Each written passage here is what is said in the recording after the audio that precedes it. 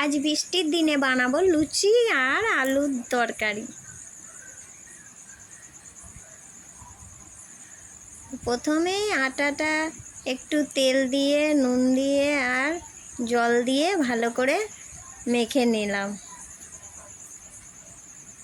তারপর মাখা হয়ে গেল, ছোট ছোট লেচি করে বেলে নিলাম। তারপর কড়াইয়ের মধ্যে তেল দিলাম, তারপর তেলে ভালো করে লুচিটাকে ভেজে নিলাম। তারপর ভাজা হয়ে গেলে লুচিটাকে তুলে নিলাম। এইভাবে 2-4টে লুচি ভেজে নিলাম।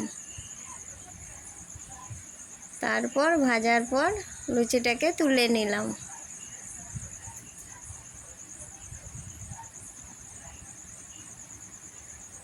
এটা বেশ ফুলকো হয়েছে লুচিগুলো। ব্যাস, এরপর